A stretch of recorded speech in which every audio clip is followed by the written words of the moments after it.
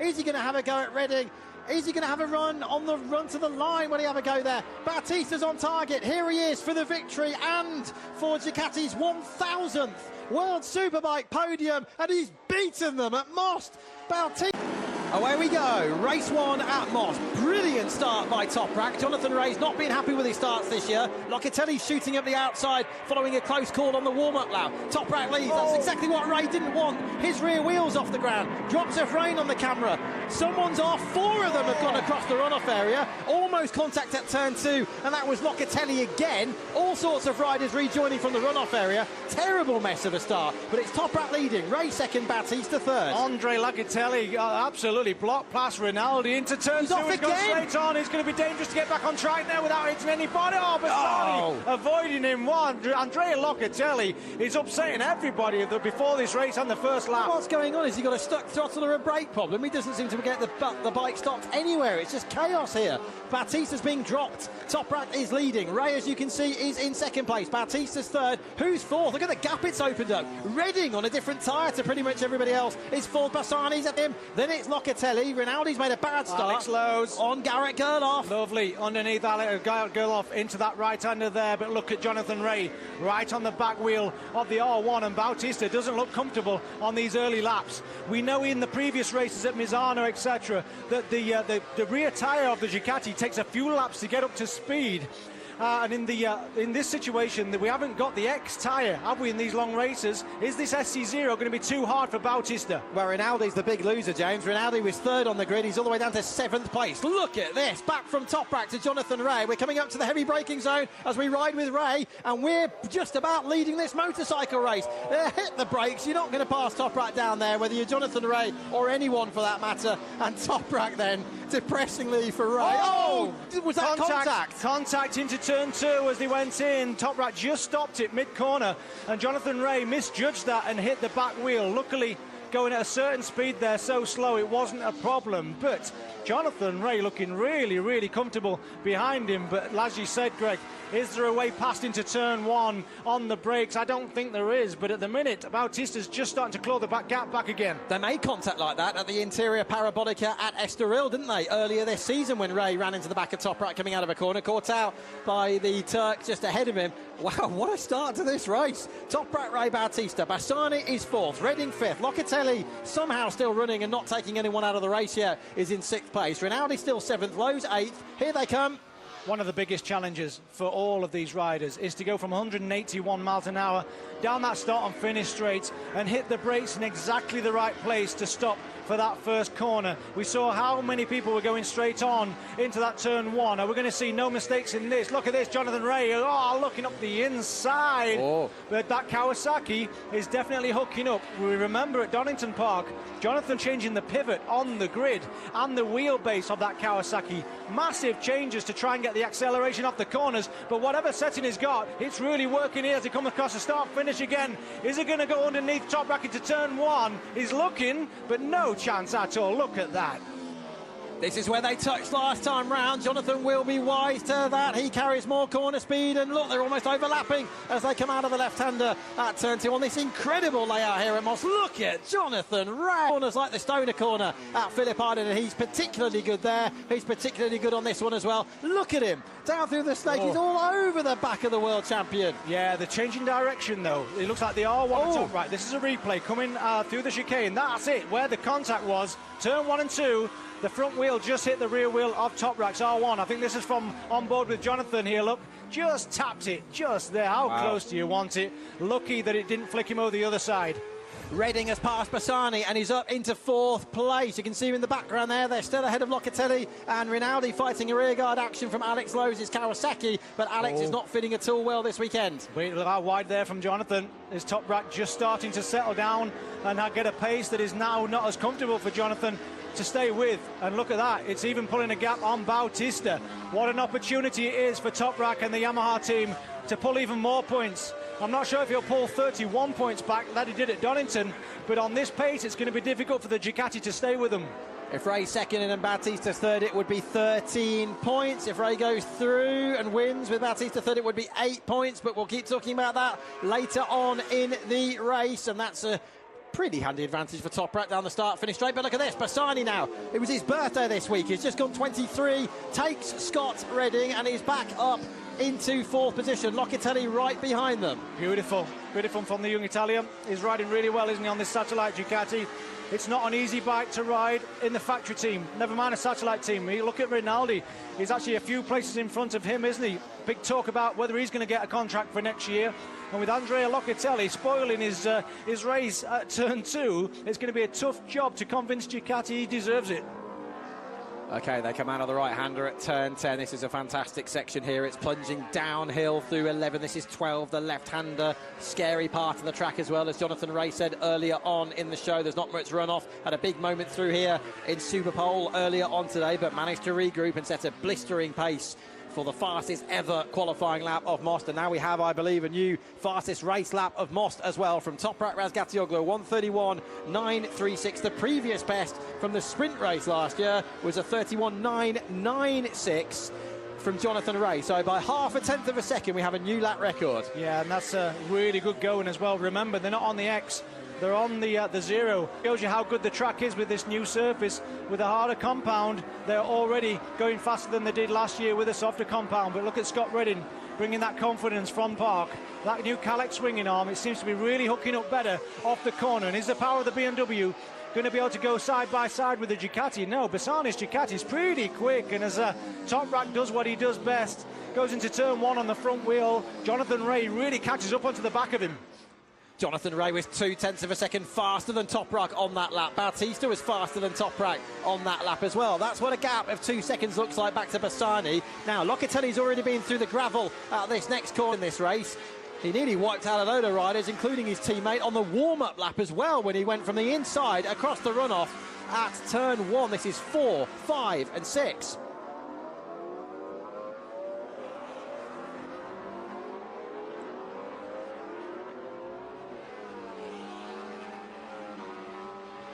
Well, Michael Rinaldi's really struggling here down in 7th place. Terrible start. He was 3rd on the grid on the front row. He out-qualified Álvaro Bautista for the first time since they became teammates earlier on this year. And look how close Jonathan Ray is now to the back of Toprak again. Oh, this is getting good. This is getting really good.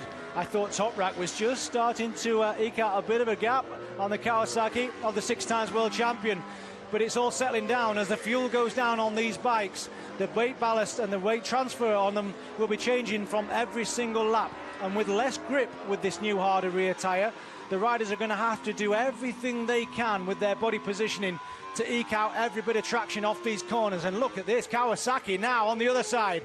I don't think he's going to go around the outside of Toprak into turn 1. Going around the inside is bad enough, but no, Jonathan, he thinks the best of that, and I think that was a good decision. Look at this though, Bautista right on the back of the 2 again. We know how fast this Ducati is when that fuel goes down on his Duke. Yeah, Jonathan Ray forcing Toprak to go defensive to compromise his exit speed, I guess, on the exit from that chicane to try and attack here down the hill. He was doing a similar thing into the Carl Fogarty S's, wasn't he, at Donington 2 weeks ago, forcing him to take a different line to compromise his exit and attack into the next corner. He's all over him, and like you say, Bautista, look, bottom of the screen, lapping quicker than the 2 ahead of him now, reeling them in. Yeah, I'm not sure how much Toprak's just keeping his powder dry and maybe just looking after things, because it looks like now Jonathan is right on the back and he's holding up mid-corner, which says to me Toprak's just holding a little bit back, trying to keep the temperature down in that rear tyre. But Jonathan Ray now makes the move. Beautiful. Jonathan Ray through as he made it stick on lap 6. He has. Toprak will try and come back at him. Bautista will be loving this as well. Jonathan Ray controlling the race as much as he can. He's back in front. He's never won here at Most. Toprak's never won 4 races in a row, and he'd love to do that. He's also chasing the 100th Yamaha win, and he's now going to do to Ray what he did to Redding at this corner last year. He goes back through. It's the end of the 6th lap. It's absolutely sensational. Ray back underneath him at 21. This is brilliant. Fantastic from Jonathan Ray.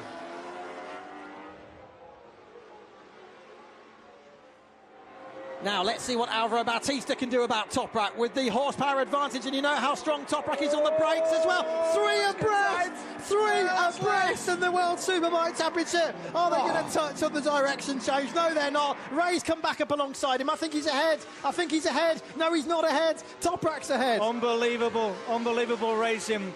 They've really given us a show, haven't they, the last couple of years, these three guys, and it's carrying on here in the Czech Republic. Jonathan Rea looking really strong on the Kawasaki, but we know as the laps tick on, Bautista gets quicker, and he's right on the back of him now, and this is the championship look, only 13 points and separate them, and the gap now for Razgatlıoğlu is 34 points. And I think I saw a drop of rain there on the camera lens on the outside at turn 10, so I don't know whether there's a little bit more rain in the vicinity. Toprak was a bit wide there, down the bottom of the hill, and Ray's going to punish him for that into the next one. Yes, it was the slightest of mistakes for Toprak, and Ray, you cannot allow Jonathan Rea the slightest of mistakes, because this is what happens. This is brilliant. Really, really good stuff from an average speed of over 100 miles an hour here at Most. And Toprak, you can see, is just really sussing Jonathan out. They're both kind of keeping the powder dry on the tyres here, but the racing's hard, but really, really fair. And I tell you, the biggest man with the biggest smile, I think, at the minute, will be Bautista in third, because he remembers what happened in Assen. He'll be there again to pick up any of the pieces where this falls out. Big fly squashed on the camera of the Panigale V4R. Now we're closing in, but we know how strong Toprak is. Under brakes, it's almost a carbon copy of last time. They're almost touching. He'll go through again. Can Bautista take advantage? Oh, I thought he was going to take the front end there. Jonathan Rea's racecraft and his spatial awareness is second to none. We saw this in Indonesia last year. And there is more spots of rain. I'm absolutely sure of it. There are more spots of look on this camera as well. Are we going to have another variable thrown into the mix in the form of the weather? Oh, who knows, but this is amazing. And looking at the lap times, they're actually going slower than Bassani now in fourth. If they start to really upset each other with the pace, that could give a chance of this second group here now. Bassani, Redding and Locatelli. Remember, Locatelli was on the podium last year as well. I know Redding was on the Duke, so they've got a lot of confidence from here. But look at that, the gap is starting to come down. Jonathan, if he can stay at the front, I think they'll be able to go drop back in the 32s, but 33s is not going to cut it before they catch up. Jonathan Rea, number 65. 5 times a winner so far this year. Toprak, 4 times a winner. Bautista, 6 victories. He's won more races than anybody from the 15 we've had so far in 2022. We're at the halfway point of the season at the end of this one. Drops of rain on the camera there behind the pits as well, so it's coming in from that direction, is it? Sort of from the right-hand side if you're on the start-finish straight, down the bottom of the circuit, and it's definitely spitting with rain down there. Mental rain, of course, on the riders' visors. And look, that's a really handy advantage for Jonathan Rea. Is Toprak going to be close enough? He lost a 10th to Rea in that lap. Bautista's closing in, but Toprak is no longer close enough to attack on the brakes. I don't think it's an option for Bautista or for Jonathan Rea to look at going underneath Toprak into that turn 1. You know, you lose a lot of time if you go straight on at turn 1 and you have to go through that chicane, which just slows people down, so they'll not be risking that. But where do you pass? Jonathan Rea has found a gap, hasn't he, between that turn 12 and 13 on the switchback, and that might be an opportunity really for Bautista to get on the same. Scott Redding has repassed Bassani. Here he is, gliding his way down into turn 10.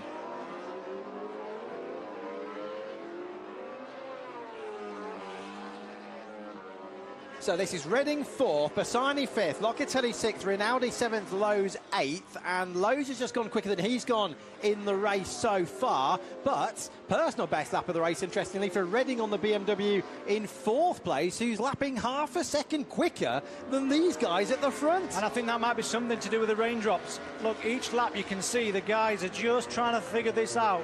The top 3 cannot afford any mistakes. Bautista's got a bit of a cushion here in this championship, but Jonathan Rea and Toprak cannot afford to go down. If they go down at this point in the season and lose another 20 points on Bautista, the pressure's going to be massively increased. So you can see how cautious they're being, which might just play into the hands of the people that've got nothing to lose in that second group. And he's going to be close enough to pass this time, but there goes the Ducati. Look at him on the right-hand side. He's in there somewhere. Toprak goes through on Rea. Bautista thinks better of it. Toprak retakes the lead on the 10th of the 22 laps. And now, are we going to see number 19 attacking for the first time this afternoon? Beautiful. Beautiful. Bautista's watching on. He's getting a good bird's eye view of these two, where they are strong and where they are not.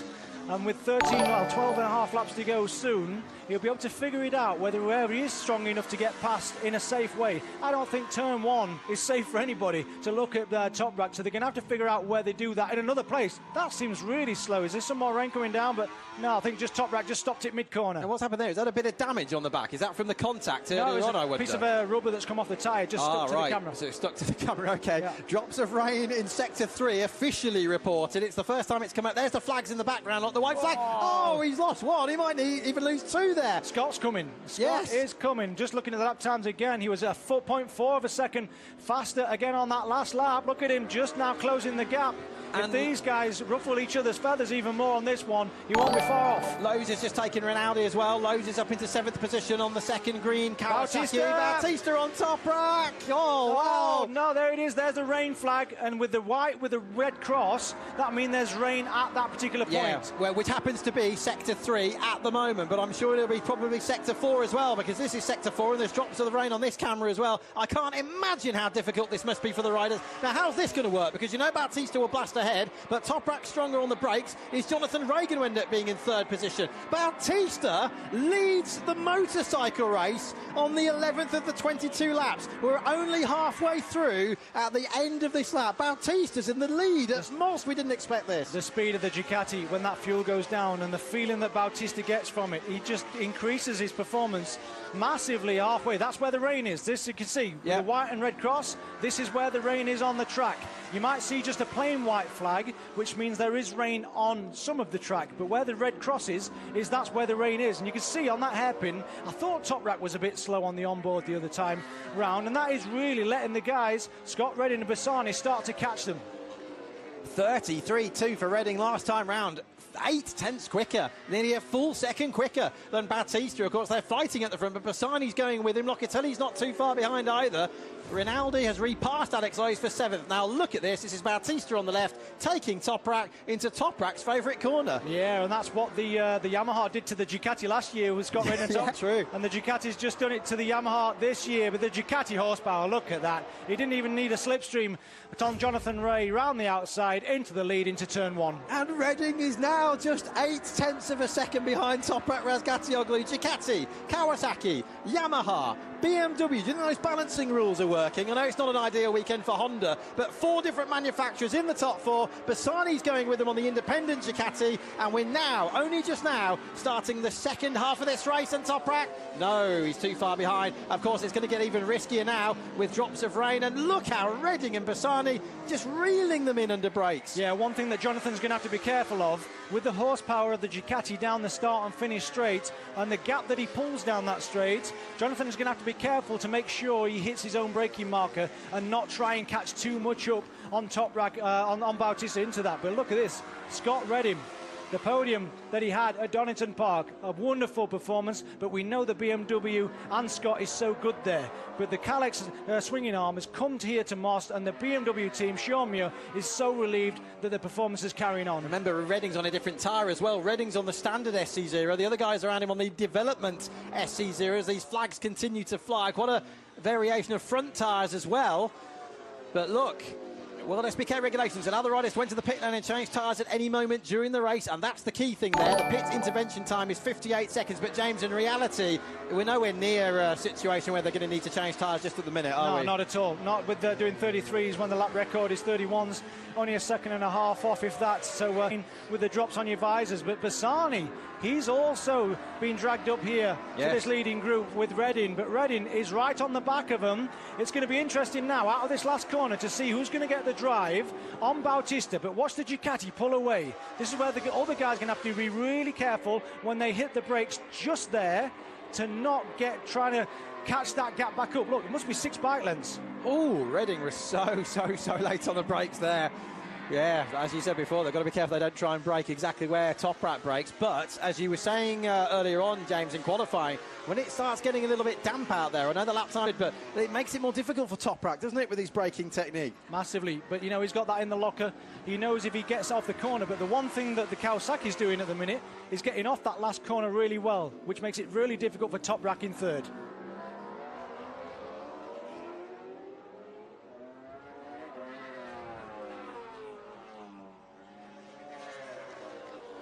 For the first time this afternoon, drops of rain in all sectors, officially reported on the timing screen in our commentary box, and that's also fed to all of the teams in the garages and on the pit wall here at Most in the Czech Republic. What a race we are watching. 4 different manufacturers as close as this at the front in the second half of the race. Axel Bassani on the customer Ducati behind them. Best of the rest is Locatelli. Lowe's has repassed Rinaldi. Lecuona is 9th. Garrett Gerloff is 10th.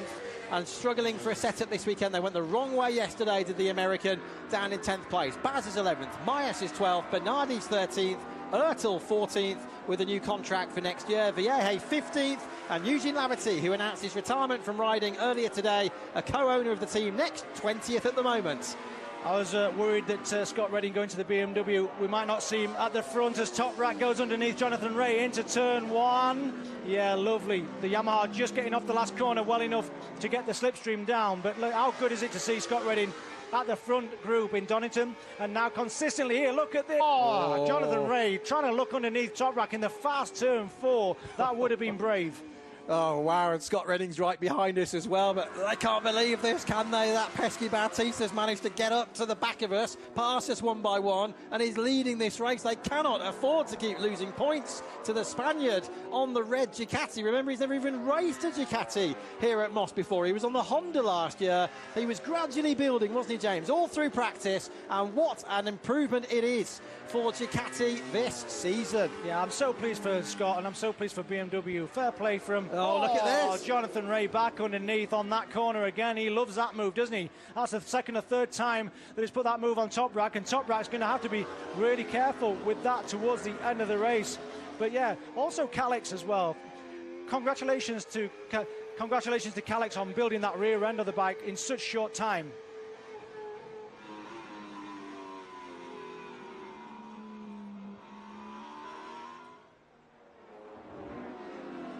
Look at that, Scott Redding goes through and takes Toprak Razgatlıoğlu. So Redding on the BMW, he's up into 3rd place here in the mixed conditions of race 1 in the Czech Republic, and his next target is his old friend, his old rival, 6-time world champion Jonathan Rea's Kawasaki. Bautista leads into lap 15 of 22. They've just got past 2/3 distance.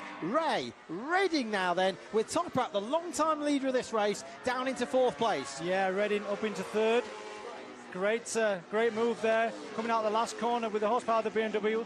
Really, really good. Oh, slightly wide there, just in turn 5, which is just regrouped again, and he's looking strong, isn't he? Just looking at the, we know he's got a long bike, Redding, so a little bit difficult to get on the traction out of these corners, and a lot of wheel spin. That can sometimes just overcook and overheat the tyre, especially on these long, fast corners where you're flat out. But he looks like pretty stable this morning. OK, what's going to happen then in the closing stages? I wonder how much of a difference that different rear tyres making, James, for Scott Redding. As we said earlier on, as they come past us, Redding's on the standard SC0. The other guys around him on that new development SC0. The X, of course, not allowed this weekend. Yeah, I believe the old one's got a little bit more edge grip because the construction's a bit softer, so it'll flatten out more on the track. You get a bit more contact patch with the tyre to the tarmac. But they said there's a bit more durability on the new one because of the construction. So with 7 laps to go, as they come out of this last corner, is that going to come into play with the last 5 laps? And is Scott Redding's one just going to start to just struggle? We'll see. This is the move, Redding on the left, Toprak on the right, and there's history between these two at this corner. He's repaid him then for what he did a year ago, and now he's attacking Redding. Jonathan Rea for second. Redding on the BMW is second. Unbelievable stuff, he's through. Bautista 32.1, 2/10 quicker, so the track is definitely drying out. We've seen the rain flags go in, so are the conditions getting better and better?